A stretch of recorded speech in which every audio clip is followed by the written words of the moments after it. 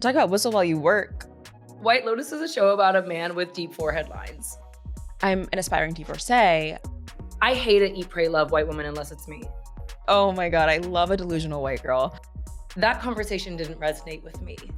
She is not an actress. She is just a tall person. Rich people really struggle with not being rich. Cedric Diggory, that's my man. I ride for him, actually. Oh my gosh, she looks so good. Peyton, where have you been? It's so funny you asked. It's so funny that I actually look really orange at the moment, but that is fine. I've been, in Hawaii. I'm looking tan. I'm looking good. I will say I'm stronger than the troops, though, because Hawaii was not just a vacation for me. No. Hawaii was a vacation with my family, specifically with my mother. To have a Scorpio mom and to have a Scorpio mom who insists you do like annual vacations together is a tall order, if you will. And most recently, we went to Hawaii. We go often. She used to work in Hawaii, so we would go for her work, and now we just go for fun. And she had this great big idea to do a hike, 7 a.m. sunrise hike. And I sent her all these suggestions from my friend Sarah, who grew up in Oahu. And links were there. Photos were there. We talked about it out loud. We talked about it on the record. Okay? We agreed to do a hike. We picked one. We chose it. We wake up, 7 a.m. My mom decides, oh, actually, I think we should do a different hike. My brother and I are like, well, no. We agreed on this one. Let's just go do it. We get to a hike. There's a sign that's like, hike at your own risk. So I find myself in a little pickle. But I say to my mom, attitude already at 100. And I'm like, Mom, we talked about this. We talked about it in person. It's here in the text. We agreed upon it. And Hunter, my mom, she looks me in the eye, dead silence, goes, that conversation didn't resonate with me. That conversation didn't resonate with me. The thing she is doing with copy. Wait. She shook the table. Your mom was Scarlett Johansson. Your mom said, actually, I don't want to be identified as being in this time and place with you, i.e. the hike. Oh, I love it. And then turned her ass around and went to the beach. And that's why her name is Alicia Keys. Because listen, she's songs in A minor, like Diary of.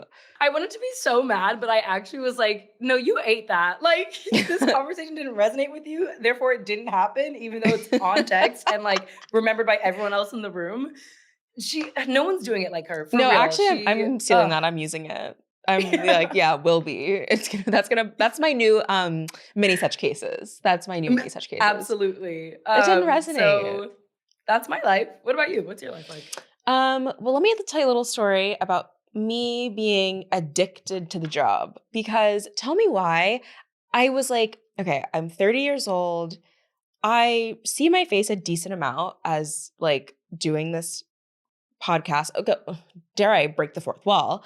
In every Zoom, all of that. And I'm like, I think I have a giant forehead, not news to anyone here. I think I need like a touch of Botox. Like at like just like early lines. Like they don't bother me now, but like they're gonna bother me like in like 3 or 4 years. So I go to my dermatologist, who I've been seeing for like, geez, like 9 years, like since I moved to New York. Oh, and wow. she's like, okay, like kind of make some expressions for me. And I was like, whatever. And I'm like, I just want like these like few lines up here, kind of like smoothed out, dulled, whatever. And she tells me, no, it's really all or nothing. You either like freeze the whole forehead or nothing. And I'm like, oh, well, that's just not going to work for me. I mean, these eyebrows talk more than this mouth. Like, I was going to say, what would it look like though if your eyebrows went up? It would just be like stiff, or they wouldn't go up at all? Let me tell you what my Shayla, I looked at her and I said, okay, well, show me your surprised face. And she said,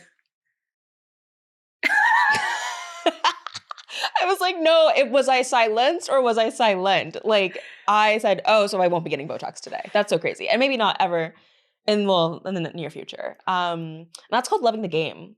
And thank you for figuring that out for me, because you know that I'm like not never going to take that journey. I'm just too lazy to take the first step. And you're good at doing the research. You're on the ground floor often. I'm boots on the ground. And then you report back to me. I'm boots on the ground. She was like, if you get Botox, you will not be able to move your eyebrows in the same way. And I said, it's a wrap. I can't do that, actually. My livelihood is in these eyebrows. I was going to say, I love your expressive face. Many such cases. Thank you. And that resonates. And that My conversation did resonate with me, actually. Yes. My dermatologist being like, those eyebrows, they don't resonate. Like, that's going to be gone. But listen, I love her and I trust her and I'm happy that she was honest with me and said, you're not going to be happy. Yeah. Yeah. Anyway. And I'll tell you that. I know. Oh my gosh. Well, did you go to Hawaii so we could talk about the White Lotus today? Because that's what's on the agenda for this afternoon. We're talking about the White Lotus, Snow White, the live action adaptation, and we're joined by the writer Haley Melodic to talk about our favorite topic, divorce. Thank God. Yeah. We need this. So let me just say this. Let me say this. Are you looking for a home for your worst opinions? Are you a hater first, but a lover of pop culture second? Consider this a glorified group chat, but we're not calling you out. No. We're calling you in. It's a safe space to talk shit. But of course, from Wondery, I'm Peyton Dix. And I'm Hunter Harris. And this is Let Me Say This. Let me say this. Let me say this. Let me say this. Let me say this. Okay, I know you just got back from Hawaii. I'm wondering what you saw. I'm wondering what went down there. Were you at the White Lotus where there's incest and a mean triplet of friends and a lorazepam mom and a dad who is constantly on the brink and a missing gun? Some of those things were in the room with me, sleeping, three people fighting, me, my mom, my brother. Yeah, they talking shit about each other as much as we can. Absolutely. I was there and I bought a gun. No, but yeah, we are, I mean, at least we're cooking with some gas now. I know. Finally a plot. It has been like episode, I think 6 or 7 was the most recent episode. Episode 6. We finally made it to like some real drama after like a very sleeper, slow start to the series. Now we're like, I think I'm going to say locked in. And a lot of people. Doors locked.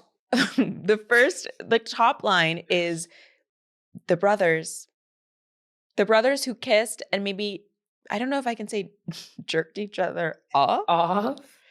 You can say that. Do you want to say that? That's a different question. I don't want to say it, but let me say this. Okay. People who are getting mad about it, this is HBO. Girl, it's not TV, it's HBO. If you are like clutching your pearls being like, this is too much for me, take your ass back to Disney Channel. Like, this is for adults. Like, we can see that this is wrong and also see that it's making for like dramatic television. Yeah, we watch Game of Thrones, okay? HBO loves some incest. I mean, I'm not grossed out. I mean, I am grossed out by it. I'm like, yeah, I'm going to say I'm grossed out by it. I'm grossed out by it.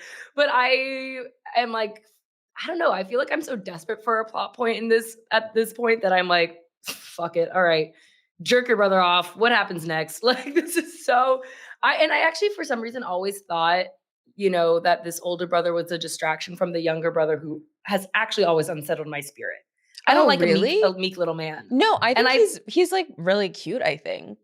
Like, you're attracted to him? No, I think he seems like so like sweet and innocent. I'm way more interested in him as a character than I am his older brother, who I'm like it's giving loser. It's giving loser. It's giving like thinks about protein and like creatine. I don't want to know what creatine is, and that's kind of what he's giving me. Let's not shade a bitch thinking about protein, okay? Some of us are lifting, all right? Oh my God. No, but I just think, he is like such an unbearable character and type and all those things, but I do find myself being like from the jump I never felt at ease with the little brother. I honestly still don't even feel at ease with I hate it, eat, pray, love white woman unless it's me. Like the little sister and her Piper. Desperate journey to find herself. You want to be me so bad, first of all. Just do the artist way. Order it on Amazon Prime shipping. We cannot have one more mention of the artist way on this podcast. We need to like. It actually does stop right now. I'm not calling you out. I'm calling you in. That's fair. You know what? That's so fair. But I actually besides the incest of it all, I am so glad Carrie Coon is finally popping off. I love a bitch that stands on business. And like where we are right now with the three of them, Carrie Coon, the actress, and the Bob. What's her name? Leslie Bibb. Leslie Bob. Is that my favorite type of messy white woman is a white woman that's like, oh my God, babe, the actress, you should so hook up with him. I'm like, he's so sexy, so into you. You're single, you should do it, girl. And then to sleep with said boy is just like, child's play. White girls love to do that shit. That's easy. That's spring break. No, I mean it is so in my Q zone of like a Real Housewives like trip, like a Real Housewife vacation where it's like Luann is fucking a pirate and then Sonia also fucks him later in the episode or like later on the trip. It's that, and it's also kind of reheating the nachos of season 1 dynamic that was between the two teenage girls, where the Yes, one yes. friend, I think her name is Brittany O'Grady, that she Mhm. likes like the hotel worker. And then Sydney Sweeney clocks that and tries to go after him herself. Like that, I think, is a perfect White Lotus dynamic that is kind of being Mhm. like in a different way reimagined here. But I They're all love grown like, up. yeah, no, I love Jealousy Between White Women where it's like, where like Michelle Monaghan is like, by the end of the day, I am the celebrity. Like her even reading the Barbara Streisand memoir, I'm like, girl, who do you think And you are? the way you kind of are Leslie Bibb in how she like is always the one inciting the talking shit, but she's like for leisure, for play, for jest. The minute it became serious, she was like, "No, wait, hold on. I'm actually just here to like yap and gab. I'm not here to like start real drama and Yeah, like yeah. sit down and hold each other accountable. Like that's not what I asked for." I want to say too, though, I do really identify with Leslie Bibb. In the previous episode, whenever like Carrie Coon is like, we need to invite the boys back to the like villa, and Leslie Bibb was like, no, we don't actually. Shouldn't we just go home? It's kind of like, shouldn't we just like get in our pajamas right now? And then she literally puts on her pajamas and she's like watching, being like, I'm just here to make sure my girls stay safe. Like that is, I've been her on more than one occasion. But I do have to talk about my like sleeper favorite moment of this entire season, and actually what has like justified like the very slow start, not justified it, but like has made it more bearable, I guess, is little Piper being like, there was no thesis.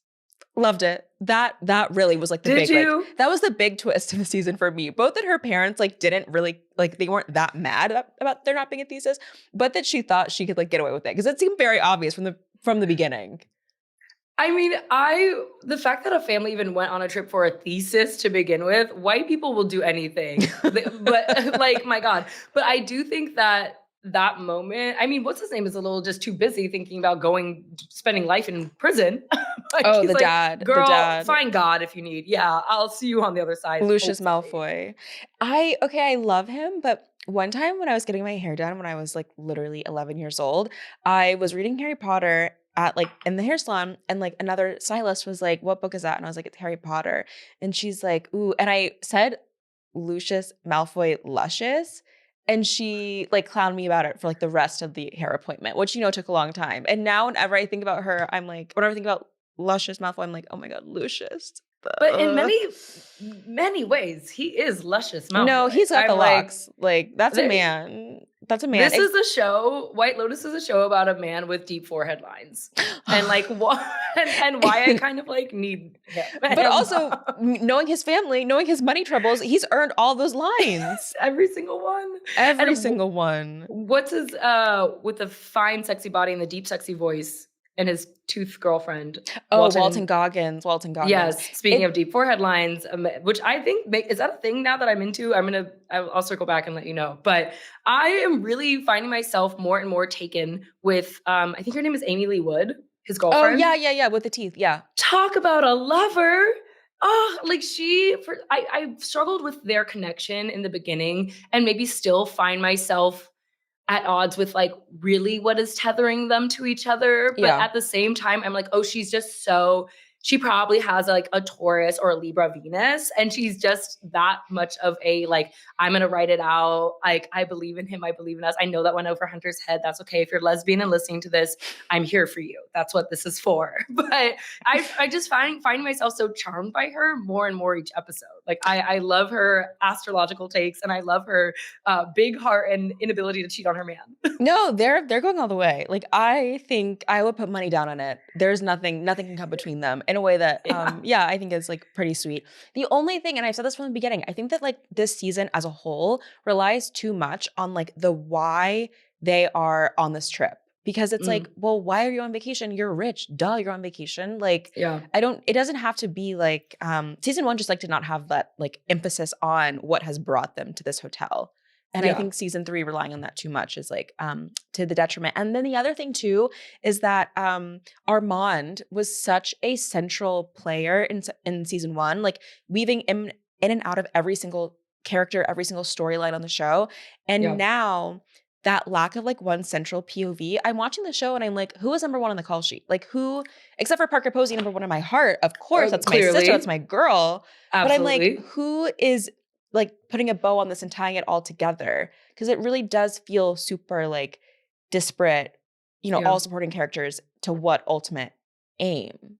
Oh, but thank you for bringing Parker Posey into the room, because the things that she is doing with dialogue, with execution, with facial act, that is, oh my God, with lorazepam, my God, like with what did she say, with Taiwan? When she thought they were in Taiwan. And listen, and I know I went to high school with her daughter. Like I like that type of Parker Posey character. I is very familiar. No, I'm not a Nepo baby. I'm the only one on the podcast who's not actually. But that dynamic is so familiar to me, where you're like talking to someone and then you like meet their mom and you're like, oh, now you make a lot of sense. Actually, now I understand. I think people get that when they meet Alicia. They're like, so you've been hurt.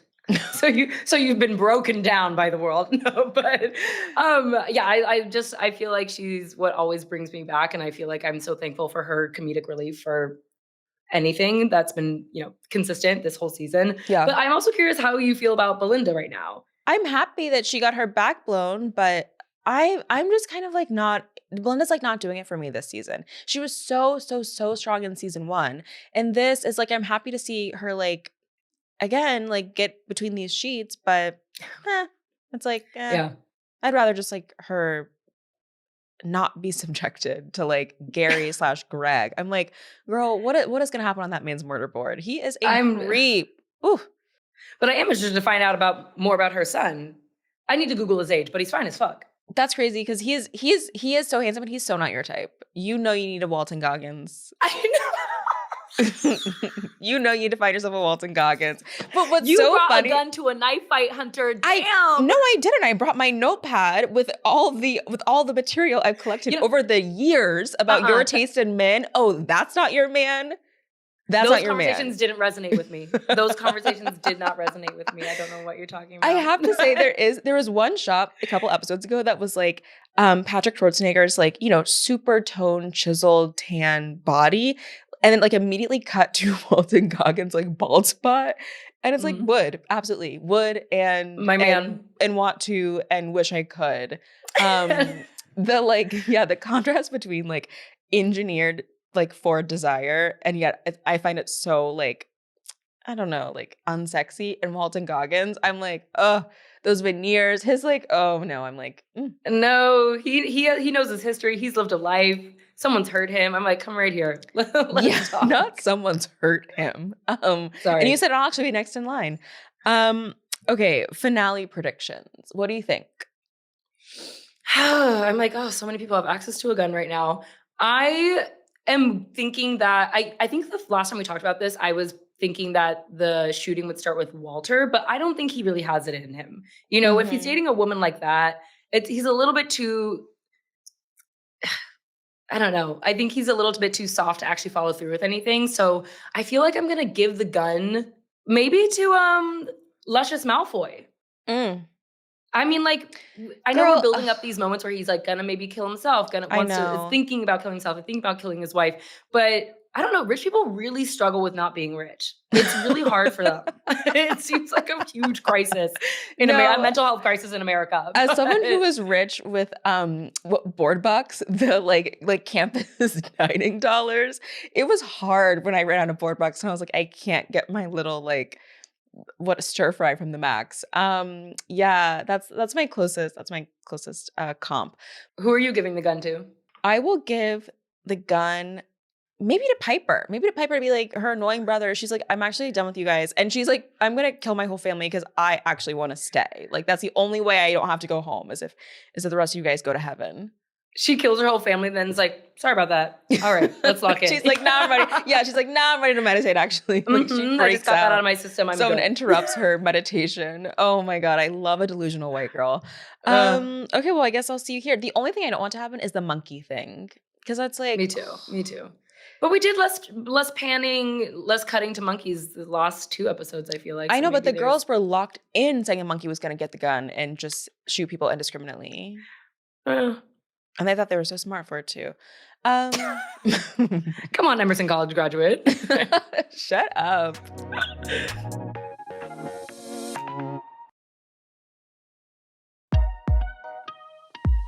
It is really breakup season, I think.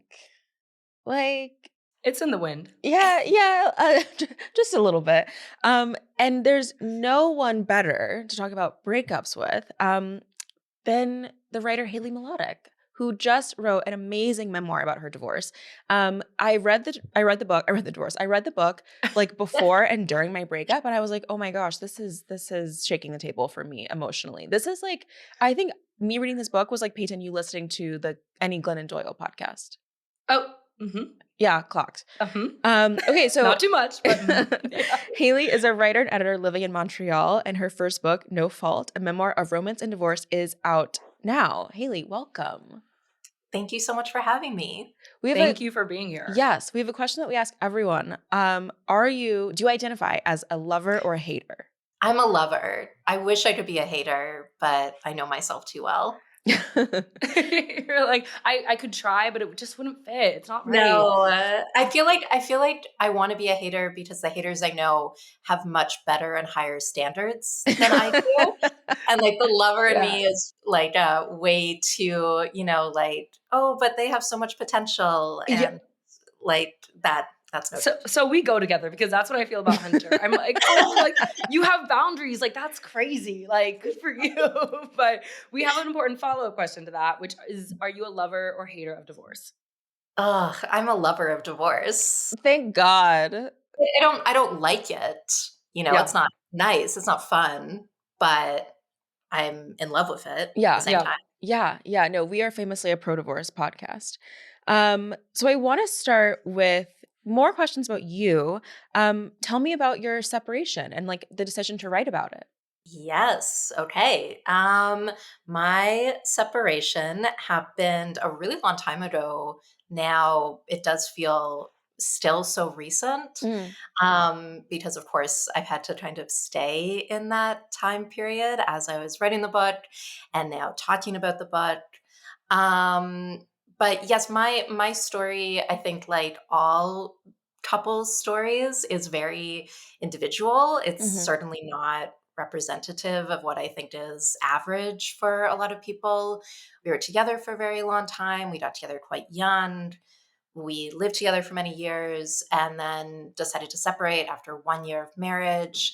So all of those things, I've noticed that when I speak to other people about their divorce, a lot of those elements are common, even if they're not necessarily similar. And that was something that I think really was the starting point for why I wanted to write this book about divorce. Like in the book, I write that it's this experience that's so common and yet it can never be ordinary. And I just think that is endlessly fascinating. And then tell us about like writing about that and how your own separation became kind of like a launching point to talk about divorce culturally in media and entertainment. Yes, it really did start as a joke. I've told this story a few times before, but originally, soon after I separated, I wanted to write a letter of recommendation for divorce. Because I thought that would be funny. Say that. Yeah. I'm recommending divorce. That resonates.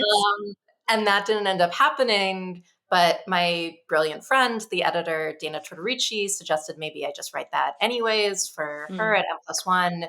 And in the course of working with her, I actually started thinking about it seriously. I have a tendency to, you've read the book, you've seen I can be a little opaque. I prefer a bit of a punchline over directness. But that was when I really started to realize that this was my subject and this was my topic and my genre. And soon after that, that's when I really went fully into the book itself. Yeah.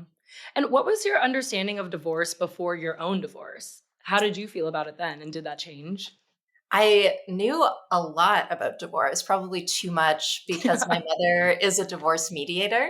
Yeah. What a And she, specific job. Oh my oh my God. God. I got a Like, queen out with her. My goodness. I will introduce you. Like, Please. Yeah. she would love that. Yeah, she was trained as a teacher actually. Like she went to school for education. And then got certified as a family mediator because she was always interested in families and relationships and divorce. Like I read in the book, my grandmother was divorced twice, so she also had a very involved interest in the topic. And so there were always divorcing couples or families that had already been through a divorce in our basement, working out their parenting plans or their separation agreements. And so it definitely didn't seem normal even when I was a kid. I understood that it was unusual, but it certainly seemed very present, like there were enough people coming through that it made it obvious to me that somehow this was this thing that people talked about as though it was so awful and should be avoided, and yet we were all in some way participating in it. Yeah. One thing that I love about No Fault so much, and I told you this before, is that how it is on like dual tracks of memoir and research, I think is so powerful and well done. Can you tell us some of the things that you learned about divorce, like as a concept and as like a piece of like our, I don't know, present day like legal system, I guess, that were really fascinating to you? Yes. Thank you so much. I'm so glad you thought that. Yeah, I definitely started doing the research because I was in over my head, like it's such a huge topic that I didn't even know where to start. And even now, I still think I could have done more or I could have found other ways into the topic.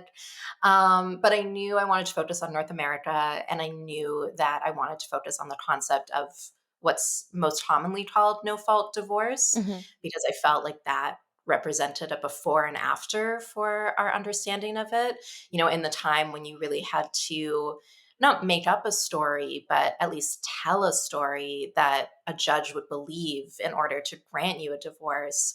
The influence that that had on the way people saw their relationships and their families was so massive that it seemed like there was no way that you could just flip a switch in the year 1970, which was when no fault divorce was first introduced in America, and everybody would let that go. To me, what I really wanted to explore was whether or not, we sort of took the concept of fault out of courtrooms and into our conversations, like, because I do think the tendency is always to wonder during a breakup, whose fault is it, or who wanted it, who asked for it, versus who was broken up with. And to me, that really reflects that same idea of who's at fault.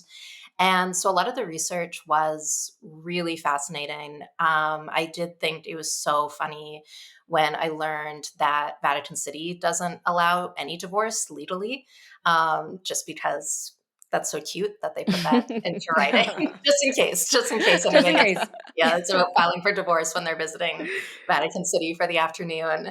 But then also, these really like odd pockets of history where something that I love talking about is in the time where you had to have very specific requirements for what would allow you to get a divorce. You would have couples just repeating the exact same stories to judges. And so the divorce rates were the same, but perjury rates were going up because judges were like, you're fucking with us, basically. But that was, what else could they do? Except one of them had to be like, fine, I cheated, in order to get the divorce. Yeah. And then I really, really loved learning about, I mean, I didn't love it because a lot of it's really bleak, but the history of how marriage and the family are used for political ends, both for like neoliberal and conservative movements. I thought that was really fascinating. And it sort of made a lot of the things that I think I'd always felt or sensed very much more easily observed in real life. Yeah. I have a question for you. What were some of your favorite things or stories specifically to read about divorce, going through your own divorce, and maybe even now too? Yes. Well, it's so funny because I'm still kind of in my head compiling a list of Yeah. divorce books or movies. I just watched Hester Endless Street. list. Endless. So many lists. Yeah. It'll be going for my entire life now. I don't know if either of you have seen Hester Street, but I just watched it this weekend. It's on Criterion as part of the Joan Midland Silver collection. And I didn't know that that's an amazing divorce movie, and so I was like, oh, next time I write a big sweeping memoir and cultural critique of divorce, I have to remember to include that. But I also, I just love women. And I love Same. Hey, same. Yeah. You and I both. Yeah, Too yeah. much to a fault sometimes. Yes, to a yes fault. And so I always talk about women like Elizabeth Hardwick or Grace Paley. Definitely, I think I gravitate towards mid-century writers, actually, or like mid-century to like the late 70s. Ellen Willis is another one. And then, I'm spoiled for options on divorce writing at the present moment. There are so many of my peers who are also writing about it. Yeah. I also love how much you love Waiting to Exhale, which I think in your book you called your first favorite movie about divorce that begins with a car on fire. Yes. And the second favorite is 20th Century Woman, which is both of them are classics in my home. Hits. Hunter's like mood boarding right now in her head. She's like, I'm getting so inspired. No, you already know. Yeah. I was just gonna ask, it feels like going through it now, like the loneliest thing to go through a breakup. It's like this one thing that feels so personal to you, even though everyone's to a degree has experienced it. Do you find yourself in a lot of community of people who've been divorced and have like this very specific kind of breakup, or did it feel lonely at first? Can you just talk about like your experience with community, I guess, around getting divorced? Yeah, I mean, definitely at the time, I felt a little bit alone in it because I was, I think, 30 when I separated, which is relatively young. Like the joke goes, I was basically like a child bride, even though I'm a fully grown woman, and that's a very common age to get married. But in like at the time I was living in New York and I was working in media, so it was already a little bit unusual. So that felt a little bit lonely. And I remember one specific instance where I went on a date with somebody who was a little bit older than me, but not much, like maybe 5 years or so. And he had been divorced, and I got so excited. I was like, oh my God, me too. And I really just wanted to talk about it. And he was like, you are the only woman that's ever responded this way to the fact of me being divorced. I don't think he liked it. So that was a learning curve, but something I did realize, and I hope comes through in the book, which is of course focused on divorce because that's,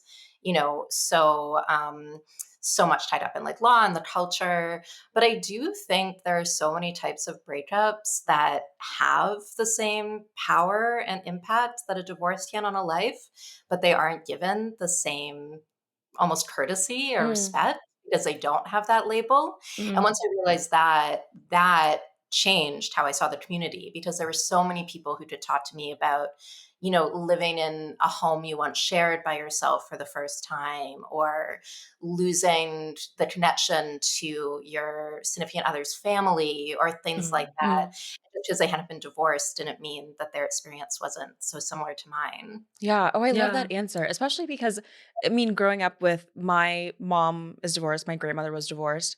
It felt like when you got divorced as a woman, you were entering into a community of women, like a first wives club, like a Waiting to Exhale in a way that felt so special, which is why I'm an aspiring divorcee. But yeah, that you found community in other kind of unusual, like unexpected places, I think is really nice. Okay, we want to do a little. Oh wait, one more question. What advice would you give to a woman considering divorce? I mean, I want to joke and just say do it, but no. No, that's a good enough answer. That goes for us. I like it. I'm not quite so jaded. Okay, this is so corny, but this is also what I've been answering when people have asked me what sort of advice I would give myself at that time when I was really scared and kind of keeping parts of it a secret. But maybe I would just say you're stronger than you think. So whatever outcome you choose, you can handle it. I love that. And maybe I needed it. Okay. I'll say on the record, I did need that, actually. I'm feeling incredibly weak at the moment. So listen, I'll take it.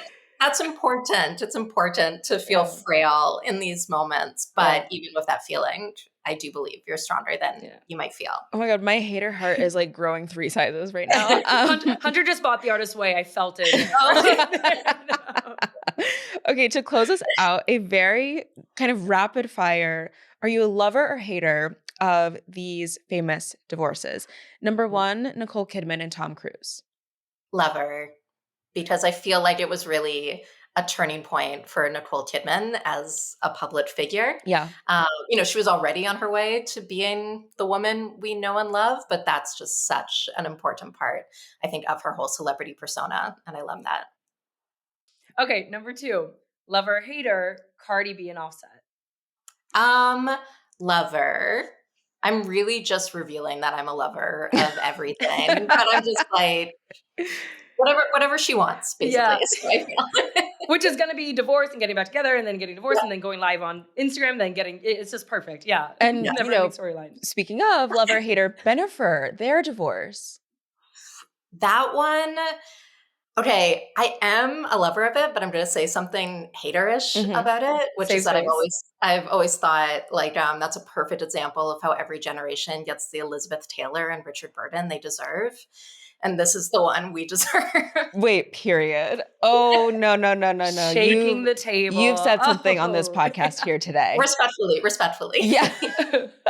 I just saw a photo of her walking a red carpet, I think at the Othello premiere, and her little like Infinity Bennifer tattoo is visible like in her gown. And it's like, girl. Falling on my knees. The only time I've really been a J-Lo stan is through her divorce. I'll say that. And then just through that crazy ass relationship. But lover, hater, Princess Diana and Prince Charles.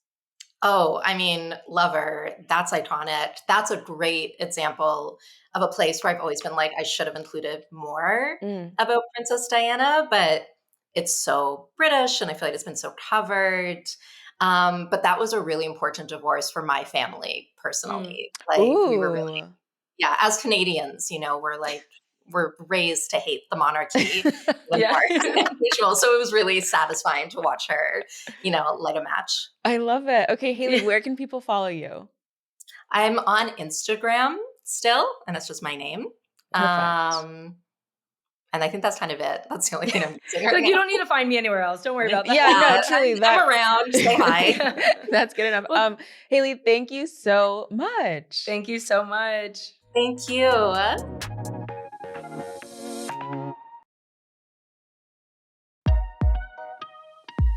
So, a little movie with a big budget, too big a budget, came out this weekend. Talk about whistle while you work. You kind of ate that, actually. That was good. I hate when I laugh too much at your jokes. I know you're thinking, ooh, she misses me. Ooh, she wanted me back in New York. And I know you do. I know you do. But Snow White came out this weekend with a budget of, let's say, $250 million. And this weekend in the US, it grossed $43 million. And the amount of drama, the amount of storylines, the amount of, actually, I almost said intrigue, but I'm hardly interested. No, I know too much, actually. I'm actually trying to learn less about Snow White. Starring Gal Gadot and starring Rachel, what's Rachel's last name? Zegler, my theater queen. And honey, pulls out a cigarette. I know we need to end to this. It feels like now that we've come to the end of the longest road, this movie has like been in my consciousness longer than like Wicked. That's how I feel. It's like, oh, damn. I know, like I need to be done. I need to like not hear any more about this. A little bit of rundown of all the controversies. Of course, when Rachel was cast, people were like, well, Snow White has to be like white. I'm like, well, she's a character, so really she can be anything. Right. Relax. And Rachel's giving white passing, even though I love my Colombian girl. But yeah. And then Peter Dinklage on a podcast was like spoke about how the Seven Dwarves are like pretty offensive and how it feels like very retrograde for them to continue to like, I don't know, perpetuate this narrative. And then Gal Gadot. What didn't she do? What hasn't she done? Like, where to even begin? First of all, the Imagine video. Second of all, like the IDF of it all, the like just throwing really champagne like in the Nile. What does that mean? Oh, yes, What's yes, that. Also, like, her not being able to act ass. Like, first and foremost, she is not an actress. She is just a tall person. She is just an IDF apologist, but yes. And then there was like rumors of tension between Rachel Zegler, who's openly pro-Palestine and like critical of Trump. And then Rachel Zegler posted, I think on her Instagram story, something about like she hopes that Trump voters and Trump himself never know peace. And she had to apologize for that. And then also like during the earliest days of the press tour, she was talking about how like Snow White was like pretty retrograde and the new Snow White is going to be like have a lot more agency. And you know, it was like timed, unfortunately, so perfectly to like this Trump anti-DEI woke agenda that has kind of put her in the crosshairs of like a million different, honestly, mouth breathers. I will say, why is there always so much damn drama around a Snow White film? Do you remember Snow White and the Huntsman? So in The Huntsman, oh my gosh, with the starring affair. Kristen Stewart, Yes. which is one of my mom's favorite movies, randomly. But that was when she slept with the director. Yeah. And Trump had tweeted like at Robert Pattinson, like Kristen Stewart's not good for you. Like she's a cheater and a liar and she'll never be faithful. She was just a lesbian. But Trump like, saying, I got you, my guy. Like Trump really being like, oh, no. Cedric Diggory, that's my man. I ride for him actually is so crazy. And deadass, literally what he said. I'm like, something about this series I think we just need to let die because Snow White she's never been my princess of choice. She slept most of the film. Have you seen it? Did you see the movie? No, I don't need to see a Disney live action adaptation. If I didn't see Mufasa, girl, I'm not saying Snow White. I'm not sitting down in a theater to see Snow White. I don't want to do that. Also, Snow White has always been boring. Like, as you said, very boring. Yeah. I ride for Belle. That was my Disney princess of choice. You're such a reader. You so were like your English teacher's favorite. I love that about Of course, Miss Maslenga Boots. Shout out to her. Snow White is never giving what it gave, and I'm just like, I'm tired of these. I'm tired of these live action adaptations. I think they're so boring. They're always a disappointment. And if I didn't care about Snow White in cartoon form, why would I care about it now? But it's a really like sad day when something that like genuinely annoys me, I have to defend on principle. Like it's not right that Rachel Zegler is like, this lightning rod of a culture war that really does not involve her at all. And it's not right that she has to be in a movie with Gal Gadot. That should not befall anyone. Free Palestine and then free my sister to get out of that contract, out of this PR media. I want her done. I want her back on stage doing Romeo and Juliet. And that's what it is. No, I should see it before I judge. But Gal Gadot's star on that Hollywood Walk of Fame. Oh no, it was honestly that was the performance of her career, is acting like she deserved it. Oh, you miss me down. You miss me so bad. Well, that's it for this week. As usual, we are 2 online, so you don't have to be. I am ready to lock in. I want the White Lotus finale to be really good. Like I'm ready. This has such a slow start to the season. I'm like, okay, I'm seated. I'm buckled. And Luscious Malfoy, if you are looking for a future ex-wife, I'm your girl. And speaking of future ex-wife, it is divorce season. It's divorce season. It's breakup season. And No Fault is such a good book about divorce. Oh my gosh! As someone who's read one other book about divorce, which was called Eat, Pray, Love. Oh my god! Add to cart though. Do it. Yeah. No more Artist Way. Removing it from the cart.